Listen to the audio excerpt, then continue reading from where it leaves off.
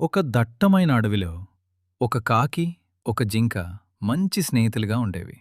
అవి ఎప్పుడూ కలిసిమెలిసి ఉంటూ ఒకరికొకరు సహాయం చేసుకునేవి. ఒకరోజు ఒక తెలివైన నక్క ఆ జింకను చూసింది. జింకని ఎలాగైనా చంపి తినాలని ఆ నక్క ఒక ప్లాన్ వేసింది.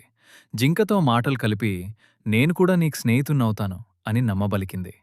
పాపం కాకి హెచ్చరించినప్పటికీ జింక ఆ నక్క మాటలు నమ్మి దానితో స్నేహం చేసింది. ఒకరోజు నక్క జింక కాసపెట్టి ఒక రైతు వేసిన పొలంలోకి తీసుకువెళ్ళింది. అక్కడ రైతు అమర్చిన వలలో జింక చిక్కుకుపోయింది. అది చూసి నక్క మనసులో నవ్వుకుంటూ రైతు వచ్చి జింకను చంపిన తర్వాత మిగిలిన మాంసాన్ని నేను హాయిగా తినవచ్చు అని పొదల వెనుక దాక్కుంది. జింక భయంతో తన స్నేహితుడైన కాకిని పిలిచింది. కాకి వెంటనే అక్కడికి చేరుకుని పరిస్థితిని గమనించింది. కాకి ఒక ఉపాయం చెప్పింది. జింకా, నువ్వు చనిపోయినట్లు నటించు. ఊపిరి బిగబట్టి కదలకుండా పడుకో.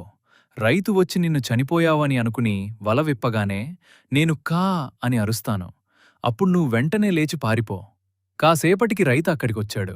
జింక చనిపోయిందని భావించి వలను తొలగించాడు. వెంటనే కాకి గట్టిగా అరిచింది. జింక మెరుపువేగంతో పారిపోయింది. కోపంతో రైతు తన చేతిలోని కర్రను జింకపైకి విసిరాడు.